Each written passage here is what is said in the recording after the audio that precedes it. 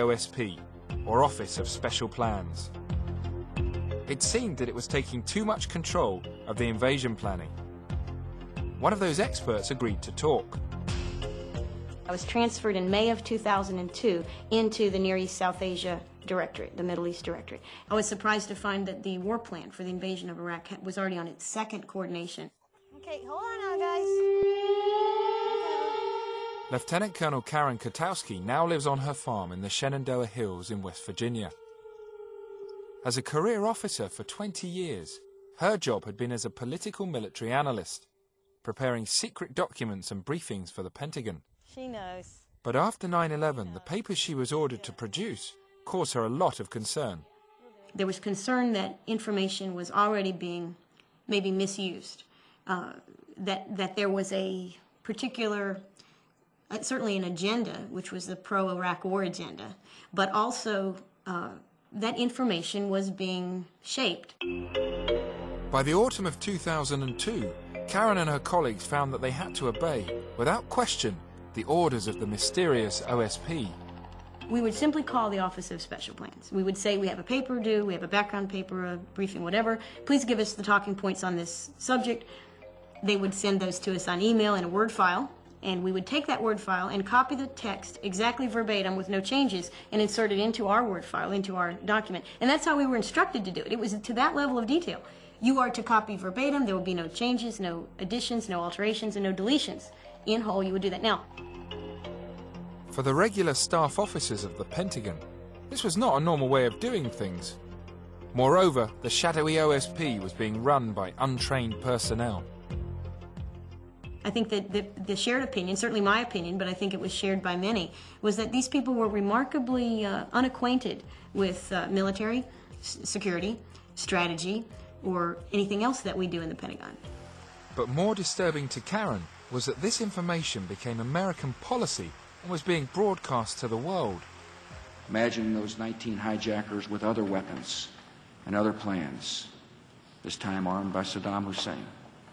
Seeing those talking points reflected in some cases verbatim in President Bush's speeches and Vice President Cheney's speeches, when we knew, compared to the intelligence, this was very misleading. We knew that this was not right. Less than a teaspoon of dry anthrax, a little bit about this amount. UNSCOM estimates that Saddam Hussein could have produced 25,000 liters, and Saddam Hussein has not verifiably accounted for even 1 teaspoonful of this deadly material. I had questions about, this seems strange, what's happening, why the rush to war? I don't understand. Intelligence doesn't support it. Why would we be so far advanced in our war planning by the summer of 2002? I mean specific war planning, invasion planning. What's really going on here? Why are we doing this? It's obviously not for the reasons that they're hinting at.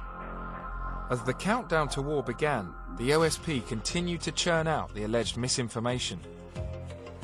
From recent intelligence, we know that the Iraqi regime intends to declare and destroy only a portion of its banned al-Samud inventory, and that it has in fact ordered the continued production of the missiles that you see being destroyed.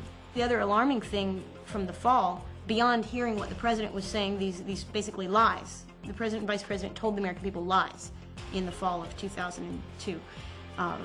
Mushroom clouds, yeah, that's not true. Nowhere in the intelligence could you ever get to the point of a mushroom cloud if you stuck strictly to the intelligence. But of course, they were fabricating in order to get the American people and the Congress on board. Finally, Karen felt she could no longer continue working at the Pentagon under those conditions. She resigned from the Air Force. Did that make me disloyal to Rumsfeld? Did it make me disloyal to Wolfowitz and Doug Feith and Bill Lutey and Dick Cheney and technically George Bush? Yes. Yes, it did. And I to this day will tell you these guys have not upheld the Constitution in any way. They have not preserved the rule of law. In the same week that Karen left the armed services, George W. Bush's invasion force stormed into Iraq. By defeating Hussein, George Bush Jr. had done better than his dad. It appeared he'd achieved all of his promises. But once the celebrations of victory against this axis of evil country had passed, White House statements about the reasons Iraq was attacked were being forcibly challenged. High on the list were Saddam's supposed weapons of mass destruction. There were hundreds of inspections made before the invasion, and many hundreds after, but not one had produced a single WMD. Perhaps there had been a conspiracy in place to fool the American and British public all the time. For over 30 years, Alan Simpson has been active in the political world in Washington. Obviously, they didn't go into Iraq for weapons of mass destruction, for the simple reason that the United States provided Saddam Hussein with all his weapons of mass destruction, or the precursors. So the US knew exactly what was in there. They had to pull the wool over the public's eyes. The US knew, and we know that they knew it, that Iraq had no weapon systems, no unconventional, that is biological, chemical or nuclear weapon systems, nor had they had any probably since 1991 or 1992, because US-led weapons inspectors had carried out more than 9,000 inspections during the 1990s, going everywhere in the country with almost unfettered access. And so the Bush administration knew full well that there was no weapons of mass destruction. With the scent of a conspiracy in the air, accusations were hurled at the US government that the conflict was an unjust war. US media and TV went crazy trying to find out why their country had invaded Iraq. And as the accusations mounted up, pressure began to build on the man in the White House. You could argue that whilst it was a mess, and it's turning out to be a real mess, the intention there to seize the oil reserves for the benefit of the West was a very valid reason.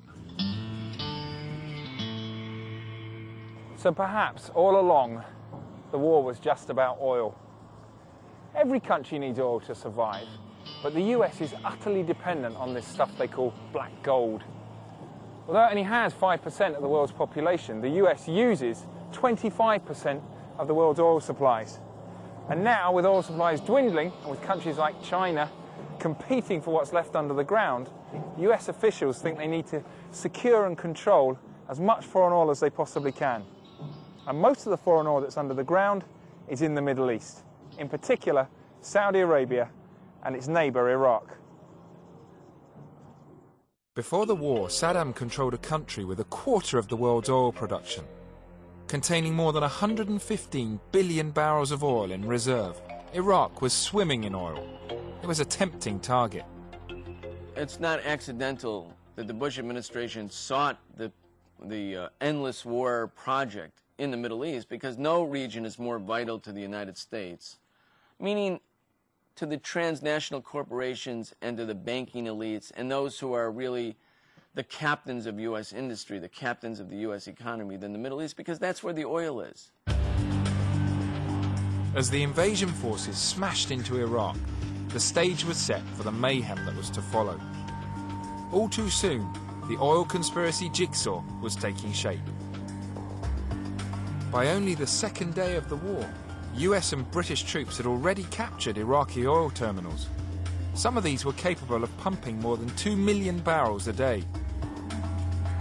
It was the same story throughout Iraq. Oil fields, pipelines, refineries and pumping stations quickly came under US control.